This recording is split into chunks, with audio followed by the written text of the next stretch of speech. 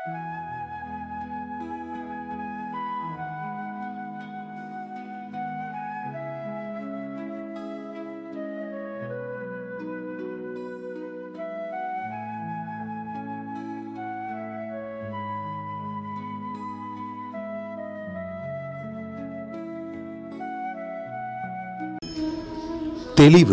குருவின் திருமேனி காண்டல், தெளிவு குருவின் திருநாமம் செப்பல், தெளிவு குருவின் திருவார்த்தை கேட்டல், தெளிவு குரு உரு சிந்தித்தல் தானே. குருவே சரணம்.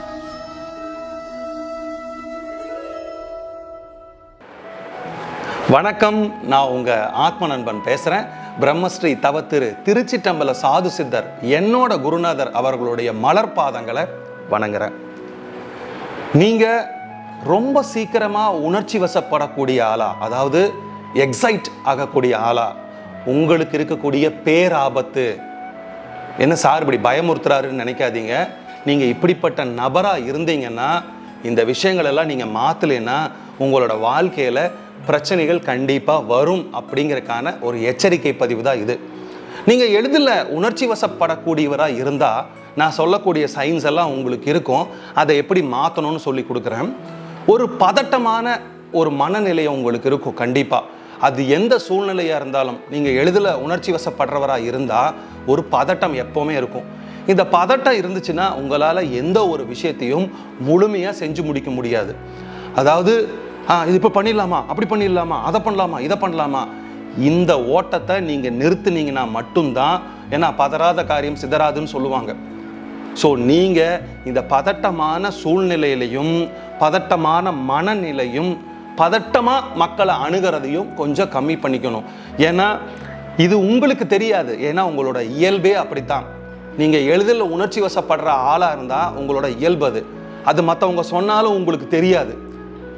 இப்போ நான் பேசக்கூடிய இந்த வீடியோவை கேட்டுட்டு பொறுமையாக நீங்கள் இதுக்கு முன்னாடி நடந்த விஷயங்களில் எவ்வளோ பதட்டப்பட்டீங்கிறத கொஞ்சம் யோசனை பண்ணி பார்த்தீங்கன்னா நான் சொல்கிறதுக்கு பின்னாடி எவ்வளோ உண்மை இருக்குன்னு தெரியும்.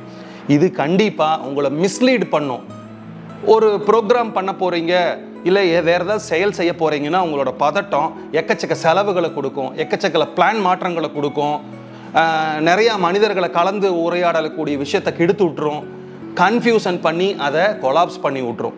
கடைசியில் ஏதோ நடக்குதே நடக்கிற மாதிரி ஆகும். அதனால் உங்களோட பதட்டமான மனநிலையும் அந்த பதட்டமான சூழ்நிலையும் தடுக்கக்கூடிய விஷயத்த நீங்கள் கொஞ்சம் கவனம் வச்சுக்கோங்க. ரெண்டாவது என்ன அப்படின்னா, நீங்கள் எல்லாத்தையும் உளறி கொட்டுவீங்க. நீங்கள் எளிதில் உணர்ச்சி வசப்படக்கூடிய ஆளாக இருந்தால் கண்டிப்பாக எல்லாத்தையும் உளறி கொட்டுவீங்க. உங்ககிட்ட வச்சுக்கக்கூடிய ரகசியம்னு எதுவுமே இருக்காது. இதில் என்ன ஒரு முக்கியமான விஷயம்னா, யார் யார்கிட்டலாம் இதெல்லாம் சொல்லக்கூடாதுன்னு ஒரு வரைமுறை இருக்கோ நீங்கள் அவங்கக்கிட்ட எல்லாம் போய் எல்லாமே சொல்லிடுவீங்க. ஏன்னா அந்த உணர்ச்சி வசத்தில் உங்களுக்கு எதை சொல்லணும், எதை சொல்லக்கூடாது, எதை ரகசியமாக காப்பாற்றணும்னு தெரியாது. அந்த பதட்டம் உங்களை இதெல்லாம் சொல்ல வச்சிரும். ஸோ இந்த விஷயத்தை இவர் தான் சொன்னார் அப்படின்னு அவர் இன்னொரு நபர்கிட்ட போய் சொல்லுவாங்க.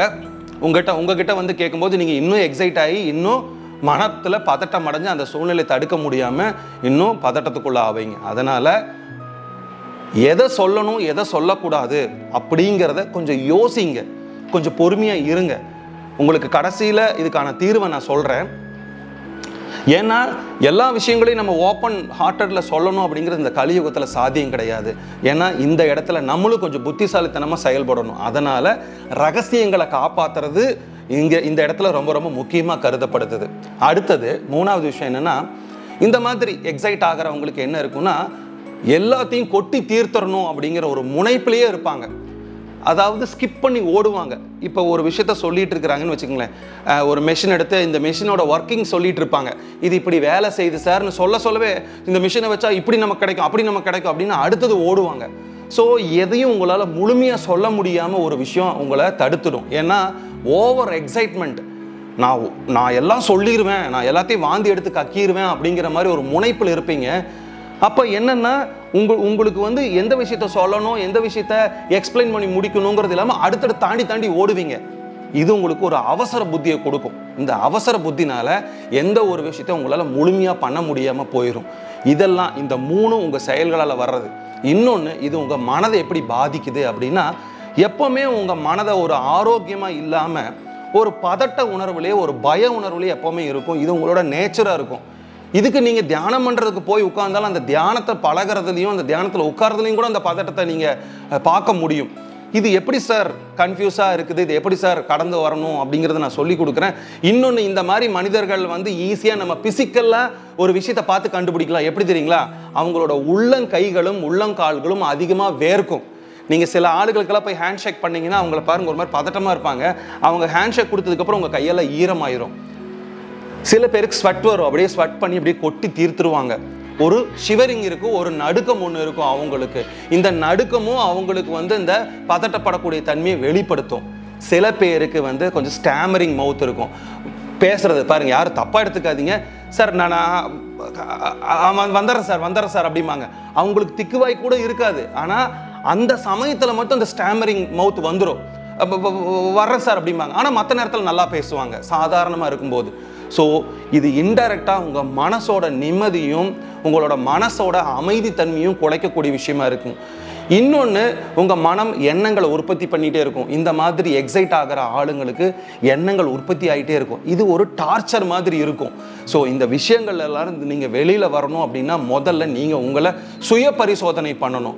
சுய பரிசோதனைனா எப்படின்னா, இதுக்கு முன்னாடி நடந்த விஷயங்களை பார்க்கணும். நீங்கள் எந்த இடத்துலலாம் பதட்டப்பட்டீங்கன்னு ஒரு டைரியில் நோட் பண்ணுங்கள்.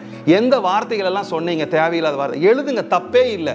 இந்த சூழ்நிலையில் நான் இப்படி பதட்டப்பட்டேன், இந்த வார்த்தைகள்லாம் சொன்னேன், அதில் தேவையில்லாத வார்த்தைகள் என்ன, இந்த மனிதர்கிட்ட இந்த பர்டிகுலர் பர்சன் கிட்ட நான் இந்த விஷயத்த சொல்லியிருக்கக்கூடாதுன்னு நீங்கள் எதை தோணுச்சோ அதை நீங்கள் எழுதுங்க. எழுதிட்டு இன்னொரு விஷயம் என்னென்னா, நான் ஒரு விஷயத்த முழுமையாக எக்ஸ்பிளைன் பண்ணனா இல்லை ஓடி ஓடி தாண்டி போனேனா அப்படிங்கிறது நோட் பண்ணுங்க. இல்லைன்னா தப்பே இல்லை, உங்கள் நண்பர்கிட்டையும் அந்த சூழ்நிலையில் யார் இருந்தாங்களோ உங்கள் வெல்விஷர்கிட்டையே கேளுங்க. நான் என்னெல்லாம் தப்பு பண்ணேன், நான் பதட்டமாக இருந்து என்னெல்லாம் பண்ணேன்னு கேளுங்க. இந்த கலெக்டிவ் இன்ஃபர்மேஷனை எடுத்துகிட்டு யாருமே இல்லாத இடத்துல உட்காந்து கொஞ்சம் உங்களை நீங்கள் அனலைஸ் பண்ணுங்கள்.